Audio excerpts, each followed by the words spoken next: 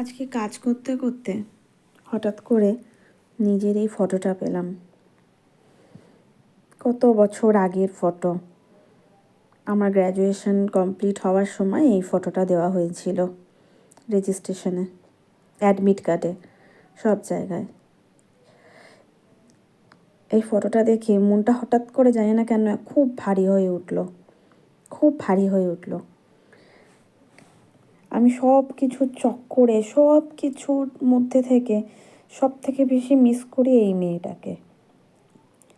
প্রচণ্ড ইনোসেন্ট একটা মেয়ে, মাথায় বুদ্ধি ছিল, কিন্তু প্রচণ্ডভাবে খেটে খাওয়ার একটা মনোভাব ছিল যে কোনো শর্টকাট নেব না, লাইফে কোনো শর্টকাট পথে যাবই না, যেখানে 2 পয়সা রোজগার করব পরিশ্রমের মাধ্যমে করব, এই মনোভাব ছিল। কাউকে ঠকানো, কাউকে কোনো 2 নম্বরই দিকে যাব না, মা বাবার কষ্ট দেখে তাদের শিক্ষা পেয়ে মেয়েটা ছিল একদম আনকোড়া কাঁচা মেয়ে। মন ভর্তি ভালোবাসা, আর কিচ্ছু ছিল না। অনেস্টি, লয়ালটি, এইগুলো ভর্তি ছিল। কিন্তু আজ বুক ঠুকে বলতে পারবো না যে আজ আর আমি এই মেয়েটা আছি। কোথাও না কোথাও তো এই মেয়েটাকে হারিয়ে ফেলেছি। সবার সঙ্গে ব্যালেন্স করে চলতে চলতে, সবার সঙ্গে মানিয়ে গুছিয়ে সব কিছু নিয়ে চল এই সংসার জীবনে চলতে চলতে সব থেকে বেশি মিস করে থাকি, তাহলে এই মেয়েটাকে মিস করছি।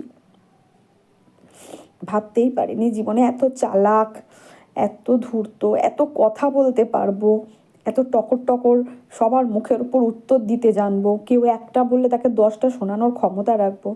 এই সময় এটা ভাবিইনি, এই সময় পারতামই না। 2টো চুল বেঁধে নইলে কেউ কলেজে যায়, দুপাশে 2টো বেনুনি করে। ওই সময় তখনও মেয়েরা কত স্টাইল করে হাইলাইট করে চলে যেত, তখন একটুখানি বোধও ছিল না, অত স্টাইলও জানতাম না। এরমভাবেই যেতাম স্কুলে, কলেজে, সব জায়গায়। যখন এই মেয়েটাকে দেখি তখন মনে হয় সব থেকে বেশি কষ্ট হয়, তখন চোখ থেকে জল বেরিয়ে আসে। অন্য কিছুর জন্য কোনো কষ্ট নেই জীবনে, যা পেয়েছি যা পাইনি তা তো মায়ের ইচ্ছা, তা তো বিধির লিখন। কী পেলাম, কী হারালাম, কী কতটুকুনি সঞ্চয় করতে পারলাম, কে লাথি মারলো, কাকে আমি লাথি মারলাম, সেগুলো আমি ইগনোরই করে চলি। লাইফে কোনো কিছুকে নিজের উপর হাবি হতে কখনো দিইনি আমি।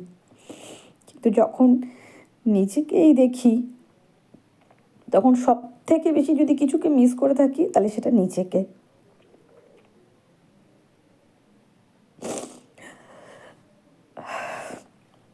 কেন এই ফটোটা চোখের সামনে আসলো? এই চোখের সামনে যখন নিজের কোনো ফটো বা পুরনো ফটো আসে, আমি সচরাচর দেখি না, মনে হয় যেন এই মেয়েটার চোখের দিকে আজকে নিজেই চোখ দিতে পারি না, চোখে চোখ রেখে বলতে পারি না যে সেদিনকার মেয়েটার যে মানসিকতা, মন, সব নিয়ে এই সংগ্রামে নেমেছিলাম, এই জীবনযুদ্ধে জয়ী হতে নেমেছিলাম, জীবনযুদ্ধে নেমে দেখলাম সব সব কিছু ভেজাল মেশানো, কিচ্ছু সত্যি পাইনি জীবনে। এই মেয়েটা জানতোই না ওর জন্য জীবনে কী কী লিখে রেখেছে। এই মেয়েটা ভেবেছিল যে সঠিক পথে চলবো, সোজা পথে চলবো তো আমার সাথেও সব ঠিকই হবে, সব ভালো হবে, আমি ভালো করবো তো খারাপ কী করে হবে। তখন এই মেয়েটা কিচ্ছু জানতো না, কোনো জ্ঞানই ছিল না। স্কুলের সবাই বলতো তোর খুব ভালো বুদ্ধি, তুই জীবনে অনেক এগাবি, স্যাররাও বলতো, ম্যাডামরাও বলতো। কিন্তু তখন তো ওরা জানতো না যে মেয়েটা ব্যাকআপ পথ জানে না, ব্যাকআপ পথ জানে না বলে যে কী কী সহ্য করতে হয়েছে আজকে যেন সব কিছু চোখের সামনে ভেসে ওঠে।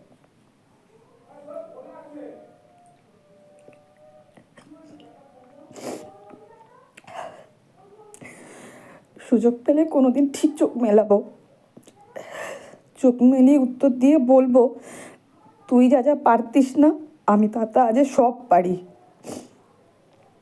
তুই যার জন্য কাকুতি মিনতি করতিস আজ আমি সব ছিনিয়ে নিই। আমাকে আজ কেউ কিছু দেয় না রে, আজ আমি সব কেড়ে কুড়ে নিয়ে নিই। আজ আর আমি তুই নেই। তুই তো ভাবতিস কখন কেউ কিছু একটু দেবে তবে কিছু পাবো। কারোর ইউজ করা ব্যাগ, কারোর ইউজ করা জিনিস। আজ আমি কারোর কথা ভাবি না, আগে নিজের জন্য সব কিছু কিনি, নিজের শখ পূরণ করি। তোর আর আমার মধ্যে বিস্তর ফারাক, থাকুক না হয় এই ফারাকটা। পরের জন্মে আবার তোর মতন হয়েই জন্মাতে চাই, চাইবো জীবনের শেষ দিন পর্যন্ত তোর মতন হয়ে থাকতে। ওই মৌমিতাটা খুব ভালো, এই মৌমিতাটার মতন না।